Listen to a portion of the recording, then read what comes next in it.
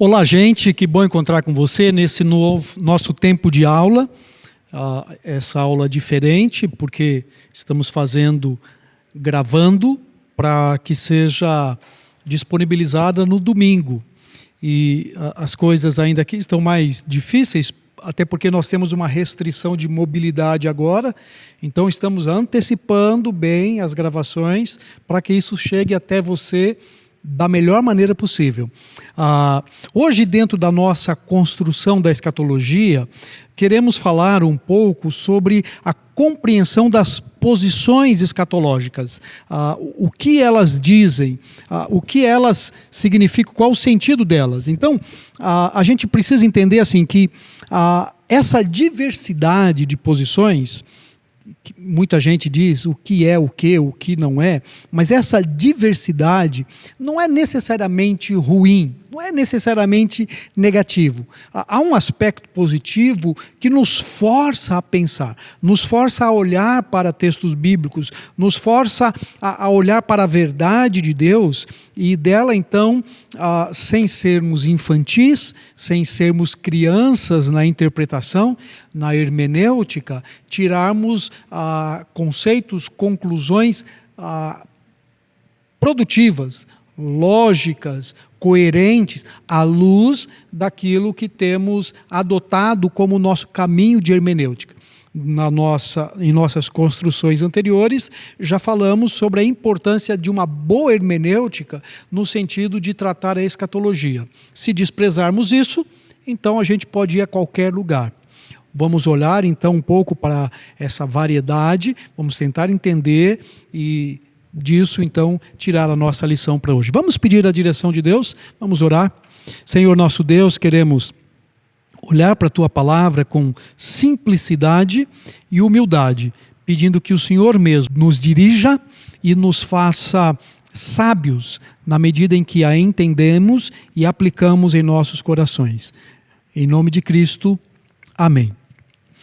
O texto que quero colocar diante de vocês está na carta de Paulo aos Tessalonicenses, quando Paulo, escrevendo esta igreja, ele diz, não quero que vocês sejam ignorantes quanto ao assunto. E ele vem tratando do arrebatamento dos que dormem, e ele termina no capítulo 4, 18, dizendo que deveria ser um desafio, não de discussão, mas de conforto, de consolo.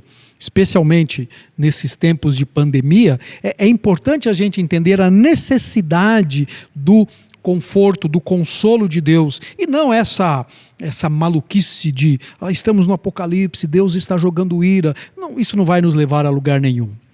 Como é que começa a nossa conversa? É mais ou menos a seguinte: eu não sou pré-milenista, eu não sou amilenista, eu não sou pós-milenista, eu sou, na verdade, um tal de pan-milenista. Tudo vai se resolver lá no final. Não vale a pena quebrar a cabeça sobre escatologia. Isso é uma conversa típica de quem não tem posição e não estuda nada. Para que discutir isso? No final vai dar tudo na mesma. Na verdade, meus irmãos, a Bíblia vai dizer que o Espírito Santo iria nos guiar na verdade de Deus. Se somos cristãos e temos a revelação de Deus, o Espírito vai nos dirigir, ele vai nos impulsionar para a verdade. Lembra o texto de Apocalipse, capítulo 1, versículo 3, diz: bem-aventurado aquele que lê, os que ouvem as palavras destas profecias e guardam as coisas que nela estão escritas, porque o fim está próximo. Ora, o desafio de Deus é de que leiamos, é de que ouçamos e guardemos esses conteúdos, e de que isso vai nos dar felicidade. Desprezar a escatologia como se isso não tivesse implicações para a vida cristã é, no mínimo, ser infantil na fé. Então, a gente tem que ter bom senso. A questão do arrebatamento é muito importante. Diz Heide em um dos seus textos o seguinte, eu quero ler. A questão do arrebatamento é importante para ser capaz de proclamar corretamente o plano inteiro de Deus. Vejo que houve um espírito diagnosticismo escatológico, que não é saudável para a igreja. Alguns estão dizendo que não podemos saber as respostas dessas menores questões escatológicas, então devemos simplesmente ignorá-las. Mas, se perdermos qualquer coisa da revelação de Deus, perdemos algo importante. devemos decidir sobre as verdades escatológicas para proclamarmos toda a verdade de Deus. O arrebatamento é uma parte vital da escatologia, uma questão que vale a pena estudar, uma verdade que merece ser proclamada, assim diz Heide em um dos seus textos. Olha que interessante, meus irmãos, a importância da escatologia. Imagina que você está diante de uma situação trágica de morte e você diz assim, não, esse indivíduo faleceu e ele estará onde? No céu? Dormindo, no paraíso, no Sheol. Para onde ele vai? Se você não tem uma posição escatológica definida, então esse indivíduo pode estar em qualquer lugar. E você está proclamando um ensino que não é verdadeiro, porque como é que você vai consolar o indivíduo? Se você não tem essa convicção, ok? Então, o que vamos tentar entender é um princípio do arrebatamento e caminhando dentro dessas posições escatológicas, amilenismo, o pós, o pré, como é que isso se desenvolve ao longo da história. É claro que esse assunto ainda dá pano para manga, nós vamos esticar em mais uma aula. Mas antes de caminharmos necessariamente para estas posições, antes de mergulharmos dentro dessas posições escatológicas, é importante a gente entender um aspecto muito interessante sobre o arrebatamento da igreja. Este é o divisor de águas. A pergunta é, Cristo vem buscar a sua igreja? Sim ou não? Jesus disse sim. João 14, aqui Tessalonicenses 4, Atos 1 e outros textos da Bíblia vão dizer que Cristo de fato virá buscar a sua igreja um dia. Ok, a vinda de Cristo ao buscar a sua igreja é o final da história? É o meio da história? Como é que você entende isso? Veja bem, a maneira como você entende a questão do arrebatamento vai indicar qual é a linha escatológica que você adota. Se Cristo vem, por exemplo, leva a igreja, o seu povo, e tudo acaba, você é um pós-milenista. Se Cristo vem, por exemplo, e a volta de Cristo dispara uma sucessão de episódios, de tragédias, então você está tendencioso para uma linha pré-milenista. Por exemplo, tem muita gente que está falando que esse tal do corona é uma punição, é um julgamento de Deus. Alguém disse para mim, mandou um WhatsApp dizendo, escuta, já é o apocalipse acontecendo? Já é um selo do apocalipse? Interessante que o corona mata, em porcentagem, pouca gente.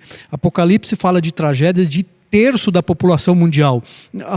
Olha como o medo e o desconhecimento das Escrituras nos levam a uma posição de ignorância da verdade. E aí a gente prega mentira. Ok, deixa eu falar algo sobre arrebatamento. E aí nós vamos entender esse aspecto de tribulação, milênio e onde nós estamos na história. Ok, o que é arrebatamento? Arrebatamento tem a ver com tirar algo, tem a ver com levar para fora. Arrebatamento é o evento esperado na história da igreja, quando o Senhor voltará para levar o seu povo. Você pode seguir aí no seu esboço, tem uma definição muito mais ampla sobre isso. Arrebatamento é este evento em que Cristo vem e arrebata a sua noiva, a igreja de Cristo. Existem evidências bíblicas do arrebatamento? Sim, diversas delas. Por exemplo, o arrebatamento de Enoque, o arrebatamento de Jesus Cristo, a própria história de Filipe quando está pregando, a informação de Paulo em 1 Coríntios capítulo 15, quando ele diz, nem todos dormiremos, mas seremos transformados. Em 2 Coríntios capítulo 12, quando Paulo fala da sua própria história, Tessalonicenses 4, o texto que está diante de nós, Apocalipse 11. Então, a ideia do arrebatamento na Bíblia é muito clara e muito rica, e essa é a esperança da igreja. Então, o que podemos entender sobre arrebatamento? A igreja, historicamente falando, crê no arrebatamento. Talvez ela não se posicione muito explicitamente em quando, mas ela crê no arrebatamento. Todos cremos que um dia Cristo voltará. Gente, se Cristo não volta, não tem esperança. Não tem sentido pregar. Se Cristo simplesmente deixou o evangelho e falou, olha gente, vá ficando aí um dia, quem sabe, se der vontade, não tem graça. Então, a volta de Cristo é algo extremamente importante. É o sentido da fé. Nós vivemos aguardando Maranata, ora vem Senhor Jesus. Ok, qual é o cuidado que precisamos ter quando pensamos nesse assunto então? Em primeiro lugar, a gente precisa ter cuidado de não sermos nem desequilibrados nem fanáticos. Durante muito tempo, a ortodoxia cristã, ela trabalhou até com posições diferentes e nunca teve problemas com isso. Ela lidou com essas questões com muita tranquilidade.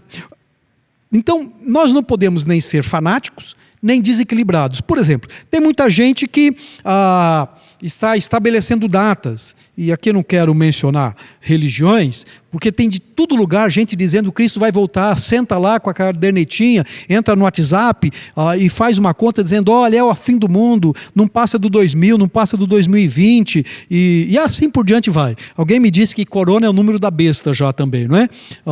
Então, é uma bagunça. E aí a gente fica fazendo esse jogo maluco sem considerar a verdade bíblica. Uma outra questão importante é de que, às vezes, associamos isso com a saída do sofrimento. Um conceito do arrebatamento, meus irmãos, não foi inventado para evitar uma tribulação, ou parte dela. Se, por exemplo, a volta de Cristo fosse pré-tribulacional, então nós o louvaríamos pelo fato de não ficar aqui durante aquele tempo terrível da tribulação. Mas, se ela fosse depois da tribulação, nós iríamos louvar ao Senhor porque passaríamos por esse momento com alegria. De qualquer maneira, a tribulação não muda a nossa esperança, não altera quem somos porque somos. Ele simplesmente nos mostra que podemos passar ou não, mas nunca perderemos essa perspectiva de que Cristo vai voltar. Na verdade, gente, o sofrimento faz parte da história da igreja. Faz parte da nossa alegria cristã. A Bíblia diz, a nós foi dado o privilégio de não somente crer, mas padecer. Nas bem-aventuranças de Mateus capítulo 5, 2 vezes, bem-aventurados que são perseguidos, bem-aventurados que sofrem por causa da justiça. Então, não tenha medo da tribulação. Por isso você precisa ter uma posição. Se tiver que passar por ela, o passará com alegria. Se não passar por ela, louvará a Deus com alegria. Ponto, e aqui a gente vai caminhar um pouco. Quais são as diferenças, então, importantes dentro dessas visões milenistas ou pré-tribulacionistas? Jesus Cristo pode voltar hoje?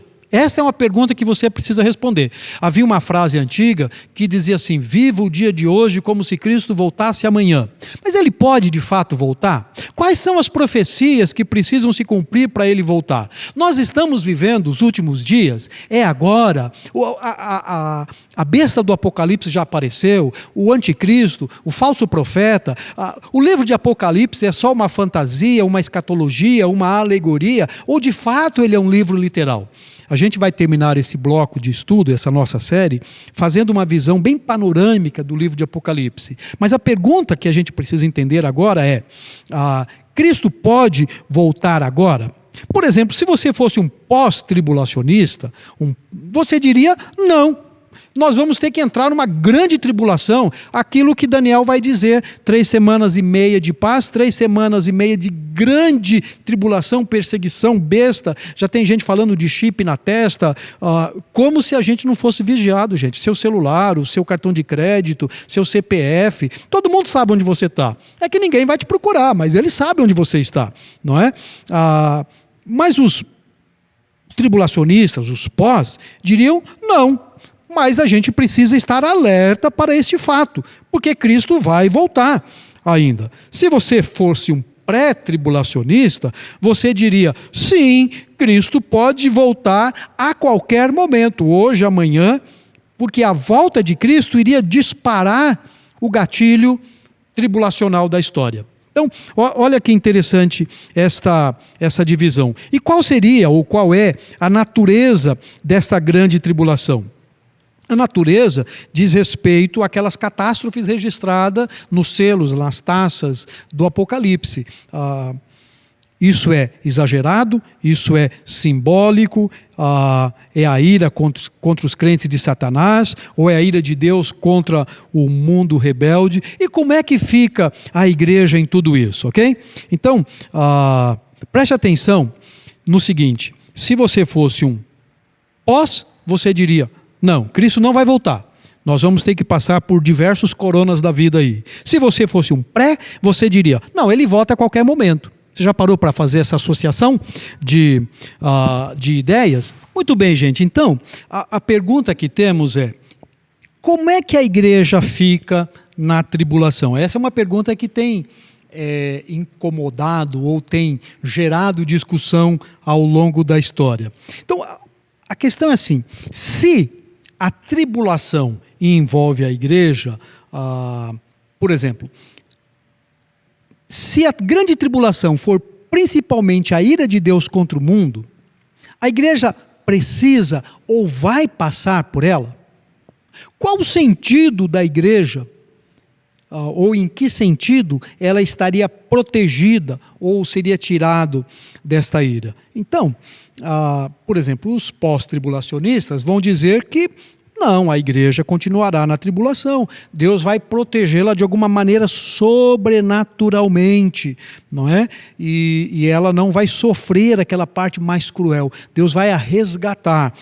Os pré-tribulacionistas, ou os mid-meso-tribulacionistas, dizem que a igreja será tirada tempos antes. O pré-tribulacionista diz antes da grande tribulação. Os mid ou meso-tribulacionistas vão dizer que a igreja passará por metade da tribulação, os 3 anos de paz, 3 anos e meio, e no meio o Senhor Jesus Cristo vem e leva a sua igreja, não é? E quanto ao milênio, onde fica a igreja e o Israel de Deus? Lembra que a promessa do milênio na Bíblia, nós vamos entender isso, já falamos na aula passada e vamos entender um pouco na próxima. A promessa do milênio está muito intimamente ligada ao reino prometido a Davi, a Abraão, naquelas alianças feitas, descritas em Samuel.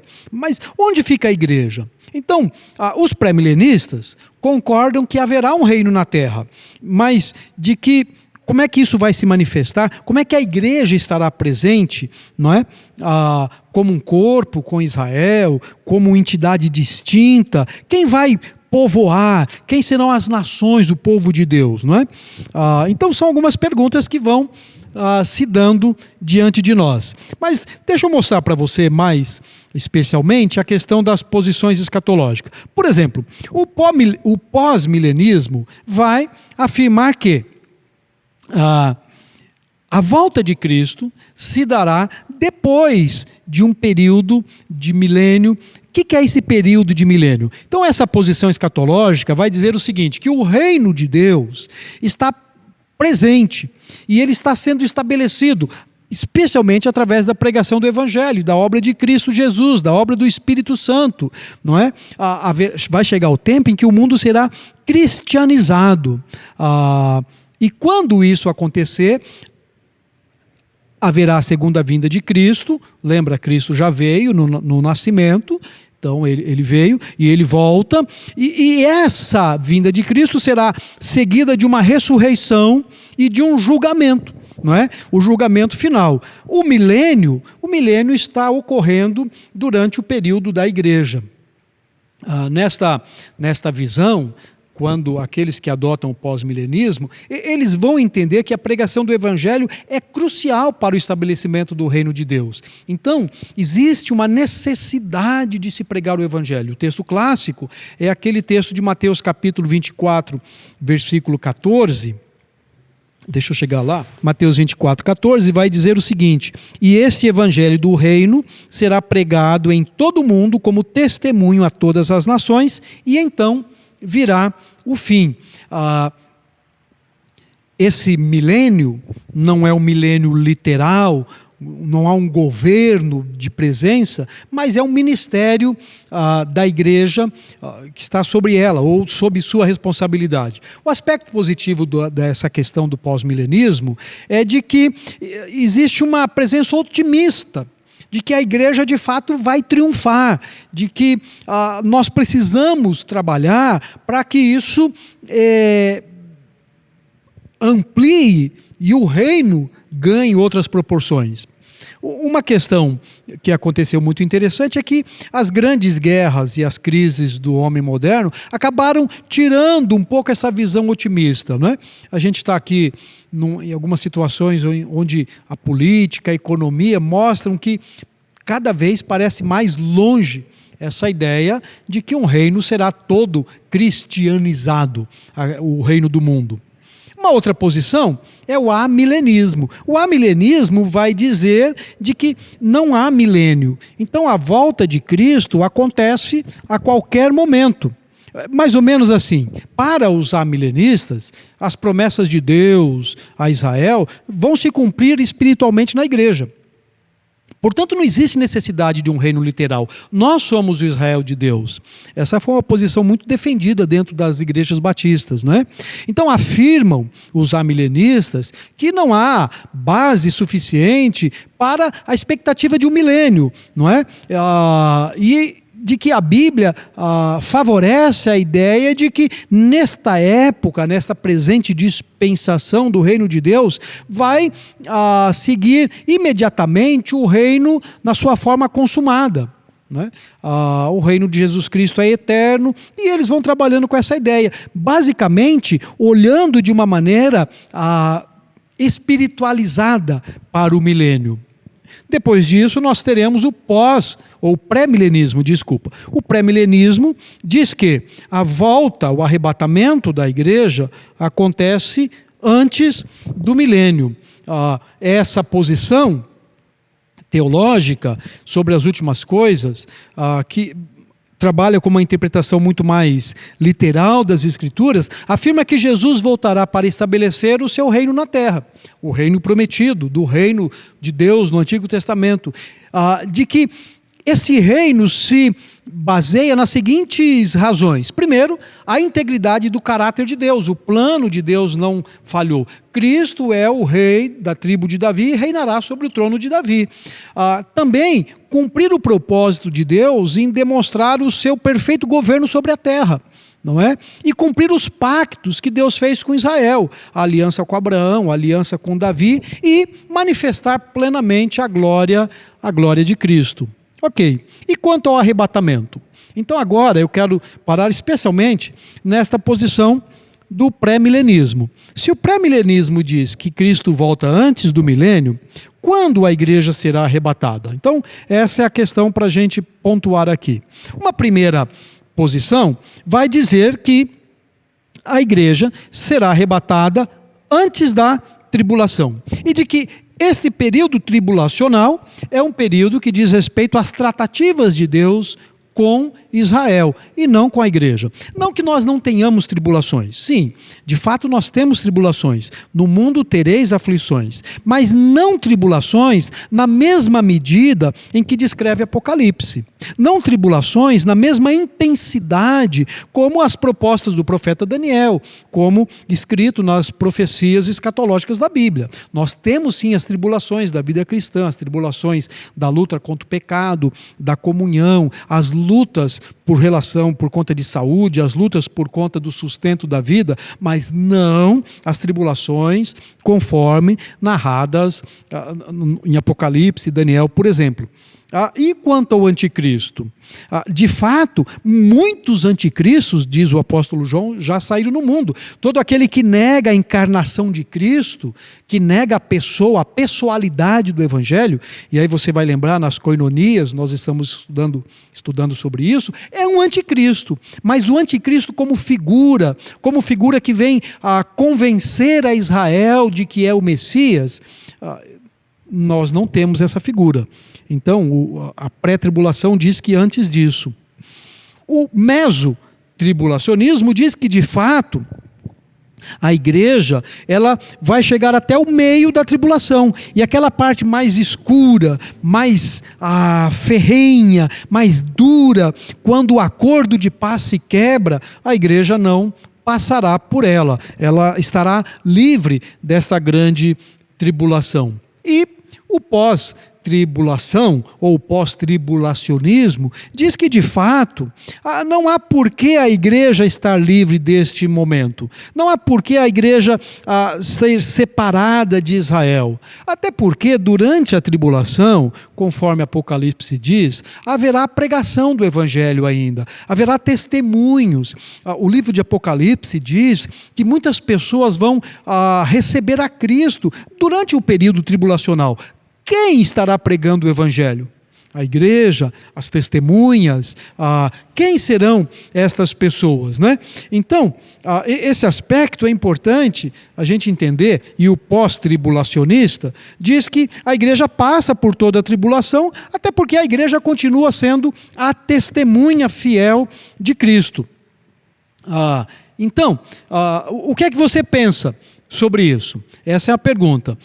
Quero voltar lá no início dizendo que o fato de você ter uma posição escatológica diferente, isso não vai fazer você perder a salvação.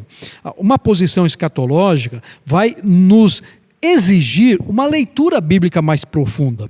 E o que eu quero dizer, assim, gente, precisa tomar muito cuidado quando a gente começa a comer pela mão dos outros. A gente está nesse tempo de estudo, de reflexão, e aí escuta, alguém lança qualquer comentário nas redes sociais e a gente multiplica isso sem avaliar, sem refletir se de fato isso é bíblico, se de fato isso tem coerência, e aí a gente fica tentando achar um versículo da Bíblia para se encaixar, fica tentando achar um lugarzinho na Bíblia dizendo, mas a Bíblia disse isso. Meus irmãos, a gente não pode ter essa ignorância hermenêutica, de maneira nenhuma. Quando o Evangelho está sendo pregado, a Bíblia diz que nós precisamos e seremos bem-aventurados se atentarmos, se guardarmos, se preservarmos o conteúdo dessa lei. Agora, ficar simplesmente nessa discussão, sem conteúdo, sem fundamentação, isso mais desanima do que anima. Isso não consola. O apóstolo Paulo, lembra aqui no texto escrito aos Tessalonicenses, ele vai dizer um negócio muito interessante. Meus irmãos, eu não quero que vocês sejam ignorantes quanto a isso. Eu não quero que vocês ignorem essas coisas. Mas como é que eu não vou ser ignorante se eu não leio? Eu não me debruço nos textos sagrados, eu não me debruço nos livros que tratam do assunto. Eu estou aqui com alguns livros de teologia sistemática, onde a gente precisa malhar, a gente precisa ir atrás. Gente, essa historinha de que Deus está soprando voz, tem muita gente dizendo assim, eu tive um sonho essa noite, Deus me falou A, B e C. Meus irmãos, a gente precisa ser mais sério na leitura da Bíblia. Não estou aqui condenando os outros, nem jogando pedra nos outros, mas a gente precisa ser mais profundo na nossa leitura, especialmente no que diz respeito à escatologia. Por quê?